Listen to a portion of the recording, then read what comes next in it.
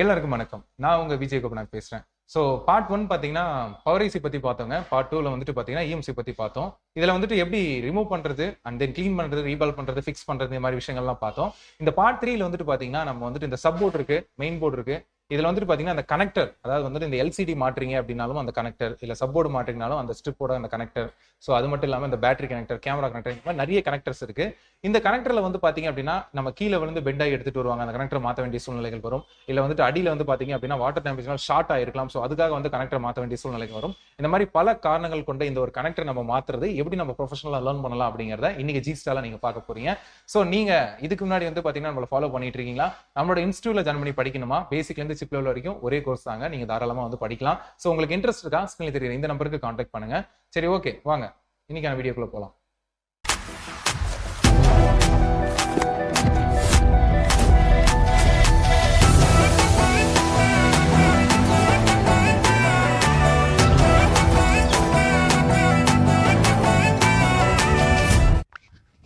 So LCD connector, support connector, battery connector எல்லாம் ஒரே விஷயம் தான். ஸ்டெப் 1 நம்ம வந்து ஃப்ளக்ஸ் அப்ளை பண்ணலாம். ஃபஸ்ட்டு ஸ்டெப்பே இதுதாங்க. ஸோ ரெண்டாவது ஸ்டெப்பில் இந்த டிஸ்பிளே கனெக்டர் ரிமூவ் பண்ணலாம். இந்த மாதிரி உங்களுக்கும் வந்துட்டு லைவ் ட்ரைனிங்கில் எடுக்கணும், நல்லாவே கற்றுக்கணும், எனக்கு வந்து ரொம்ப பிடிச்சிருக்கு நம்மளோட சேனல் அப்படின்னு சொல்லி நிறைய பேர் எனக்கு கால் பண்ணியிருந்தீங்க. பேசிக் ஒர்க்ஸ் எனக்கு ஒன்றும் பிரச்சனை இல்லைங்க. சிப் லெவலில் ஃபால்ட் ஃபைண்டிங், சாஃப்ட்வேர், இஎம்சி இந்த மாதிரி நான் நிறைய படிக்கணும்னு நினைக்கிறேன். ரொம்ப இன்ட்ரெஸ்ட்டாக இருக்குது. ஸோ நான் வந்து கடை வச்சுட்ருக்கேன். ஸோ நான் வந்துட்டு கண்டிப்பாக பண்ணணும் அப்படின்னு நினைக்கிறேன். லைவ் ட்ரைனிங்க்கு நான் என்ன பண்ணணும் அப்படின்னு சொல்லி கேட்டிங்க. ஸ்கிரீன்ல தெரியும் இந்த நம்பருக்கு கான்டாக்ட் பண்ணுங்கள். டிஸ்கிரிப்ஷனில் எல்லா விஷயங்களும் நான் வந்து அப்டேட் பண்ணியிருக்கேன், அதையும் படித்து பாருங்கள். அண்ட் இது மட்டும் இல்லாமல் உங்களுக்கு வந்துட்டு லிமிடெட் சீட் மட்டும்தான். அண்ட் நீங்கள் படிக்கணும்னு நினைச்சிங்க அப்படின்னா புக் பண்ணிக்கோங்க. ஸோ உங்களுக்கான ஸ்லாட் வந்துட்டு பார்த்தீங்கன்னா நம்ம வந்து அனௌன்ஸ் பண்ணிடுவோம். ஓகே, இப்போ வந்துட்டு பார்த்தீங்கன்னா கனெக்ட் ரிமூவ் பண்ணியாச்சு. Third step soldering. ஓகேயா? இந்த சால்டரிங்கில் வந்துட்டு நம்ம வந்துட்டு இப்போ பக்காவாக வந்துட்டு பார்த்தீங்கன்னா பர்ஃபெக்டாக நம்ம எல்லா விஷயங்களும் நம்ம வந்து ட்ரை சால்டர் பண்ணிக்கலாம். ஓகே, ஸ்டெப் நம்பர் 4 நம்ம வந்து க்ளீன் பண்ணிக்கலாம். ஸோ க்ளீன் பண்ணிவிட்டு அந்த ஃபினிஷிங்கை நம்ம வந்துட்டு கொடுத்தோம் அப்படின்னா தான் நம்மளால் வந்து நம்ம ஒர்க்கை வந்துட்டு பார்த்திங்கன்னா ரொம்பவே வந்து நீட்டாக பண்ணும்போது ரொம்பவே இன்ட்ரெஸ்டிங்காக இருக்கும். பழைய கனெக்டருக்கும் நியூ கனெக்டருக்கும் உங்களுக்கு வித்தியாசம் தெரியும்னு நினைக்கிறேன். ஸோ இப்போ இந்த நியூ கனெக்டர் வைக்கிறதுக்கு முன்னாடி நம்ம ஸ்டெப் 5 ஃபிக்ஸ் கனெக்டர் அப்படிங்கிற கேட்டகரியில் நம்ம ஃப்ளக்ஸ் பேஸ்ட் அப்ளை பண்ணிவிட்டு நம்மளோட கனெக்டர் வந்து நம்ம வந்து ஃபிக்ஸ் பண்ணிக்கலாம். ஸோ ஃபிக்ஸ் பண்ணிவிட்டு இந்த இடத்துல வந்து பார்த்தீங்கன்னா ப்ளோ பண்ணிக்கலாம். ஓகே, நம்ம வந்துட்டு லைட்டாக நம்ம நவந்துருச்சு. ஸோ மறுபடியும் பொசிஷன் பண்ணிக்கிட்டு நம்ம again we have to do same. So blow பண்ணிக்கலாம். பார்த்தீங்கன்னா நமக்கு வந்துட்டு ஓரளவுக்கு நமக்கு பிளேஸ் ஆயிடுச்சு. ஒரு அளவுக்கு தான் பிளேஸ் ஆயிருக்கு, நம்ம நல்லா பிளேஸ் பண்ணணும். இந்த மாதிரி அரையும் குறையமாக நம்ம பண்ணோம் அப்படின்னா நமக்கு வந்துட்டு செட் ஆகாது, ஏதோ ஒரு ப்ராப்ளம் வரும்.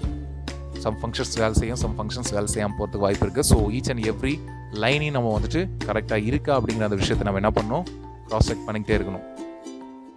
பார்த்தீங்கன்னா சைடில் வந்துட்டு அந்த லெட்டெல்லாம் கரெக்டாக பிடிச்சிருக்கா இல்லையான்னு பார்த்துட்டு ஃப்ளக்ஸ் பேஸ் அப்ளை பண்ணிவிட்டு நம்ம எக்ஸ்ட்ரா சால்டரு கூட நம்ம வந்துட்டு பண்ணிக்கலாம்.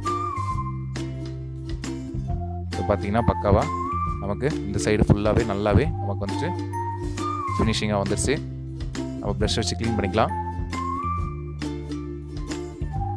ஆஸ் த சேம் ஸ்டெப் நம்ம வந்து என்ன பண்ணமோ அதை அப்படியே வந்து நம்ம பண்ணிக்கலாம். இந்த சைடும் ரிப்பீட் பண்ணிக்கலாம். ஸோ அப்ளை பண்ணும்போது நம்ம இந்த மாதிரி சால்டரிங்கை வச்சு ரொம்ப நீட்டாக பண்ணிக்கலாம். இந்த வீடியோ கண்டிப்பாக உங்களுக்கு பிடிச்சிருந்தது அப்படின்னா கமெண்ட்டில் உங்களோட கமெண்ட்ஸை நீங்கள் கொடுங்க. ஸோ இந்த அளவுக்கு உங்களுக்கு டெமோ காமிக்கிறேன்.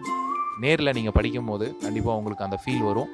நல்லாவே வந்துட்டு ரியலாக வந்துட்டு இந்த வீடியோவில் பார்க்குற மாதிரி உங்களாலையும் பண்ண முடியும். சரிங்களா? ஸோ அந்த அளவுக்கு நமக்கு வந்து வீடியோ கிளாரிட்டியாக உங்களுக்கு கொடுத்துட்ருக்கேன். ஸோ பிடிச்சிருந்துச்சுன்னா கண்டிப்பாக உங்கள் நண்பர்களுக்கும் ஷேர் பண்ணுங்கள்.